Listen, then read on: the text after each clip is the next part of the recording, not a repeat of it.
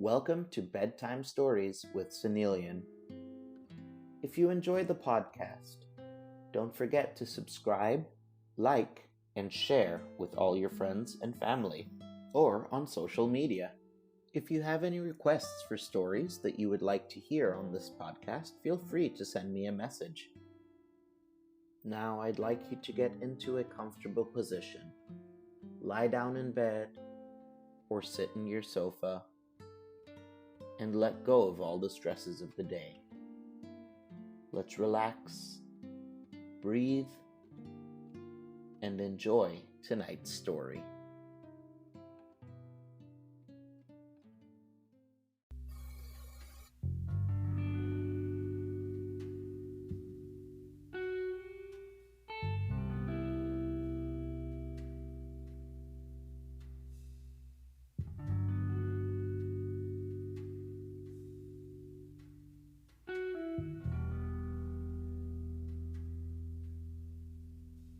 Hello, and welcome back to our reading of H.G. Wells' The Time Machine, Chapter 9,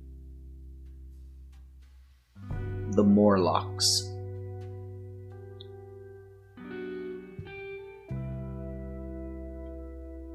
It may seem odd to you, but it was 2 days before I could follow up the newfound clue in what was manifestly the proper way.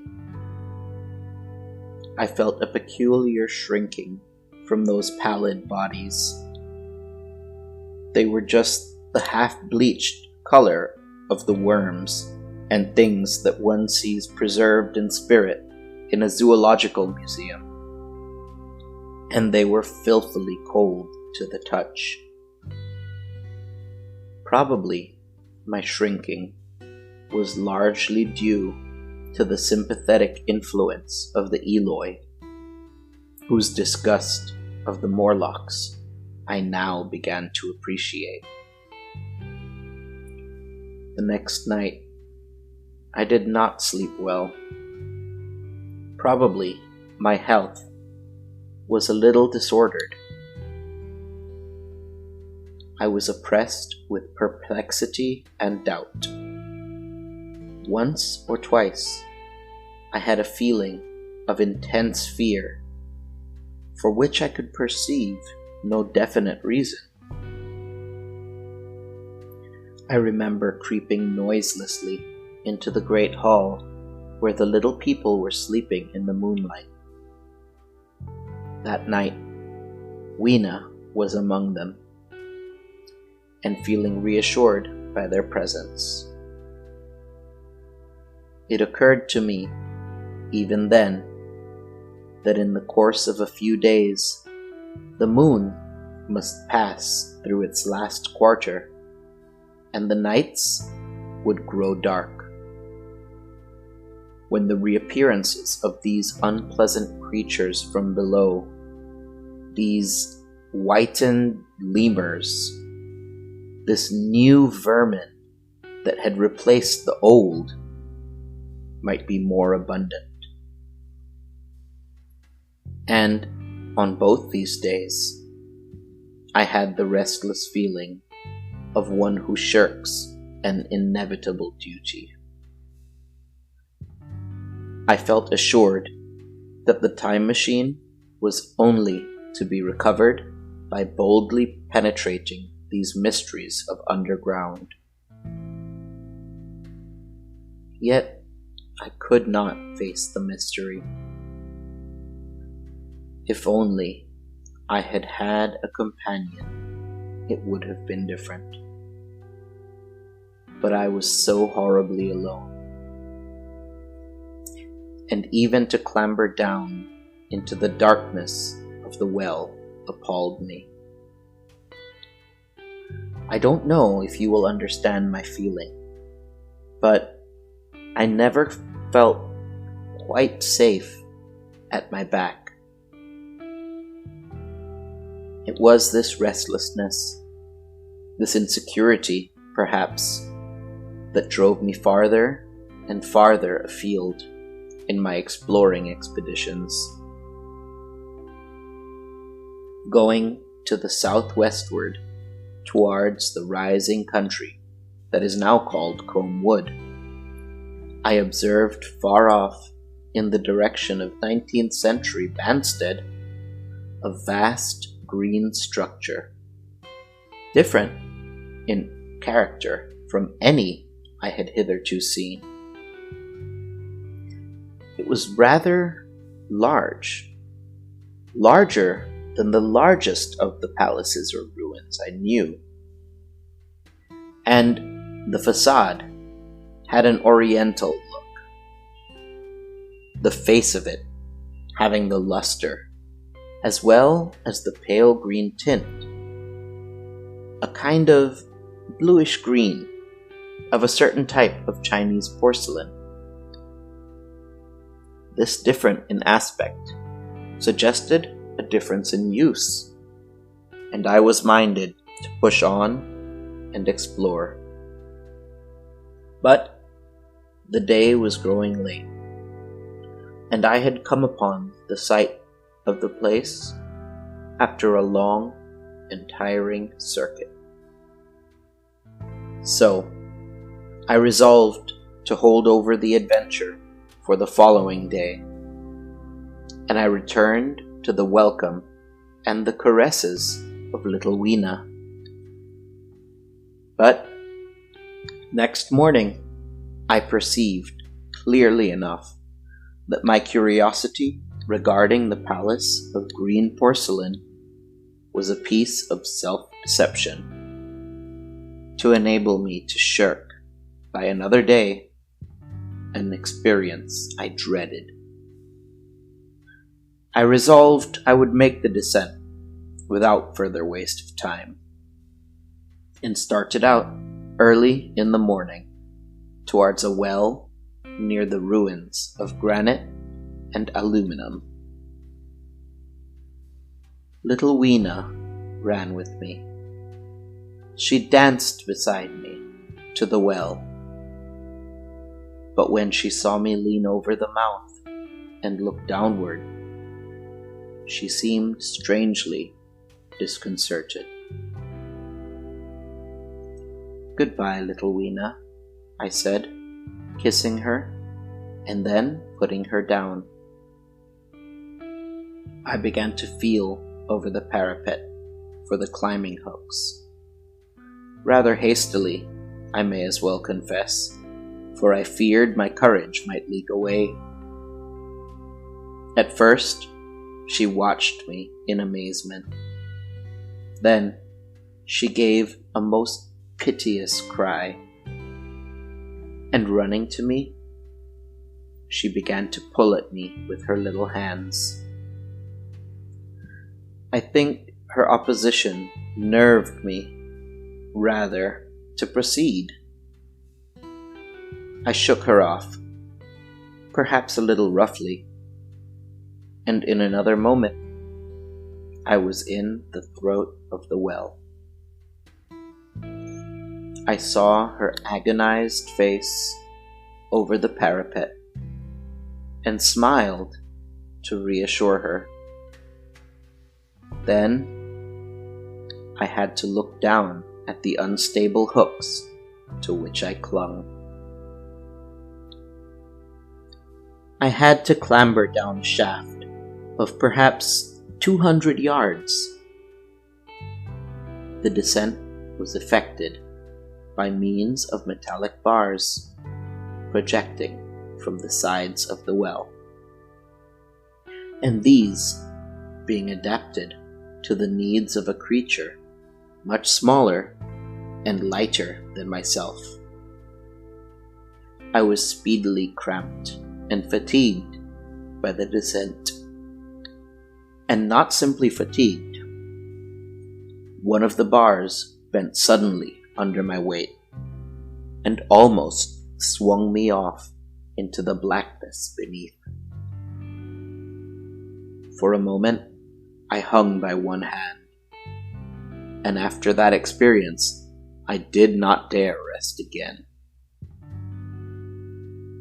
Though my arms and back were presently acutely painful, I went on, clambering down the sheer descent with as quick a motion as possible. Glancing upward, I saw the aperture, a small blue disk, in which a star was visible, while little Weena's head showed as a round black projection. The thudding sound of a machine below grew louder and more oppressive. Everything, save that little disk above, was profoundly dark. And when I looked up again, Weena had disappeared. I was in an agony of discomfort. I had some thought of trying to go up the shaft again and leave the underworld alone. But even while I turned this over in my mind, I continued to descend. At last, with intense relief, I saw dimly coming up, a foot to the right of me, a slender loophole in the wall. Swinging myself in, I found it was the aperture of a narrow, horizontal tunnel in which I could lie down and rest. It was not too soon. My arms ached, my back was cramped, and I was trembling with the prolonged terror of a fall. Besides this, the unbroken darkness had had a distressing effect upon my eyes. The air was full of the throb and hum of machinery pumping air down the shaft.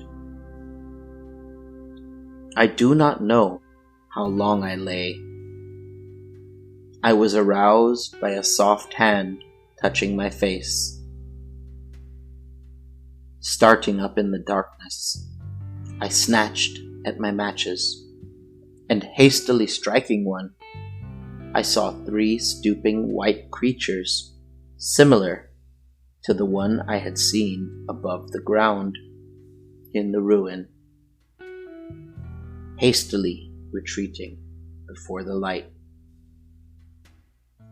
Living as they did in what appeared to me impenetrable darkness, their eyes were abnormally large and sensitive, just as are the pupils of the abysmal fishes, and they reflected the light in the same way. I have no doubt they could see me in that rayless obscurity, and they did not seem to have any fear of me, apart from the light. But so soon as I struck a match in order to see them, they fled incontinently, vanishing into dark gutters and tunnels, from which their eyes glared at me in the strangest fashion. I tried to call to them, but the language they had was apparently different from that of the overworld people, so that I was needs left to my own unaided effort, and the thought of flight before exploration was even then in my mind. But I said to myself, "You are in for it now," and feeling my way along the tunnel, I found the noise of machinery grew louder.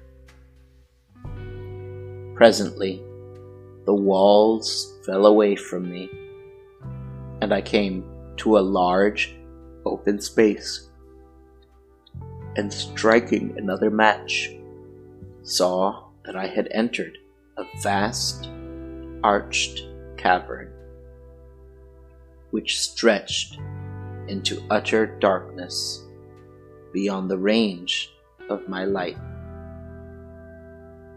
The view I had of it was as much as one could see in the burning of a match. Necessarily, my memory is vague. Great shapes, like big machines, rose out of the dimness and cast grotesque black shadows, in which the dim, spectral Morlocks sheltered from the glare. The place, by the by, was very stuffy and oppressive, and the faint halitus of freshly shed blood was in the air. Some way down the central vista was a little table of white metal, laid with what seemed a meal. The Morlocks, at any rate, were carnivorous. Even at the time, I remember wondering what large animal could have survived to furnish the red joint I saw. It was all very indistinct. The heavy smell, the big, unmeaning shapes, the obscene figures lurking in the shadows, and only waiting for the darkness to come at me again. Then the match burnt down and stung my fingers and fell, a wriggling red spot in the distance. I have thought since how particularly ill-equipped I was for such an experience. When I had started with the time machine, I started with the absurd assumption that the men of the future would certainly be infinitely ahead of ourselves in all their appliances. I had come without arms, without medicine, without anything to smoke. At times, I missed tobacco frightfully, even without enough matches. If only I had thought of a Kodak, I could have flashed the glimpse of the underworld in a second and examined it at leisure. But, as it was, I stood there with only the weapons and the powers that nature had endowed me with: hands, feet, and teeth. These and 4 safety matches that still remained to me. I was afraid to push my way in among all this machinery in the dark, and it was only with my last glimpse of light I discovered that my store of matches had run low. It had never occurred to me until that moment that there was any need to economize them, and I had wasted almost half the box in astonishing the overworlders, to whom fire was a novelty. Now, as I say, I had 4 left, and while I stood in the dark, a hand touched mine. Lank fingers came feeling over my face, and I was sensible of a peculiar, unpleasant odor. I fancied I heard the breathing of a crowd of those dreadful little beings about me.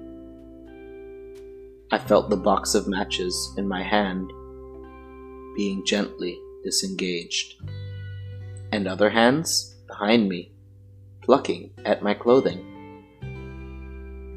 The sense of these unseen creatures examining me was indescribably unpleasant.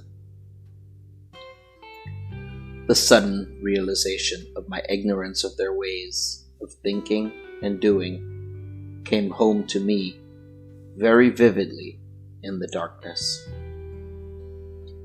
I shouted at them as loudly as I could. They started away, and then I could feel them approaching me again. They clutched at me more boldly, whispering odd sounds to each other. I shivered violently and shouted again, rather discordantly. This time, they were not so seriously alarmed, and they made a queer laughing noise as they came back at me. I will confess, I was horribly frightened. I determined to strike another match and escape under the protection of its glare. I did so, and eking out the flicker with a scrap of paper from my pocket, I made good my retreat to the narrow tunnel. But I had scarce entered this when my light was blown out, and in the blackness I could hear the Morlocks rustling like wind among leaves, and pattering like the rain as they hurried after me. In a moment, I was clutched by several hands, and there was no mistaking that they were trying to haul me back. I struck another light and waved it in their dazzled faces. You can scarce imagine how nauseatingly inhuman they looked.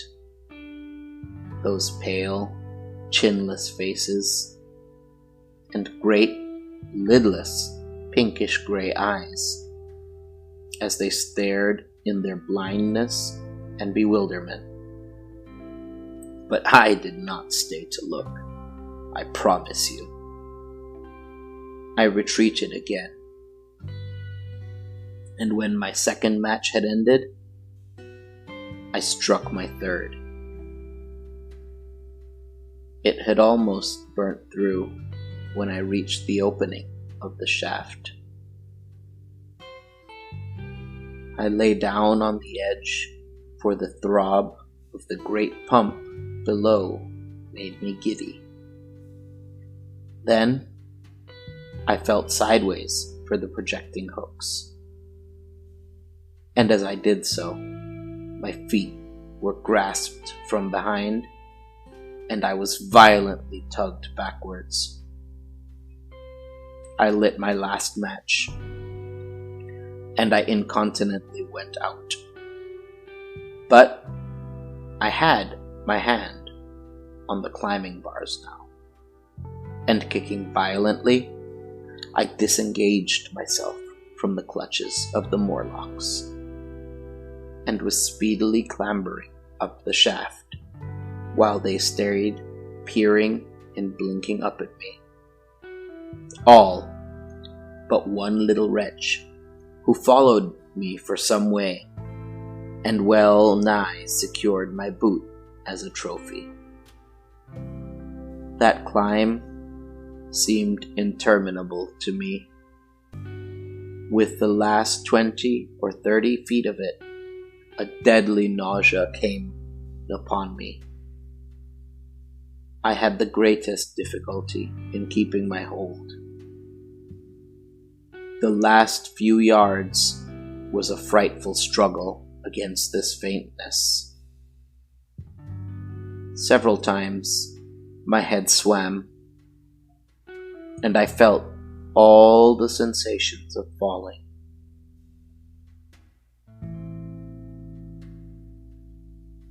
At last, however, I got over the well mouth somehow and staggered out of the ruin into the blinding light. I fell upon my face. Even the soil smelt sweet and clean. Then I remember Weena kissing my hands and ears, and the voices of others among the Eloi. Then, for a time, I was insensible.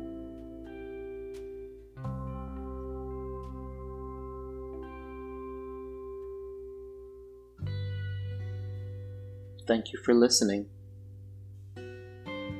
Relax. Take in the sounds. And join us next time for Chapter 10 of H.G. Wells' The Time Machine. When Night Came.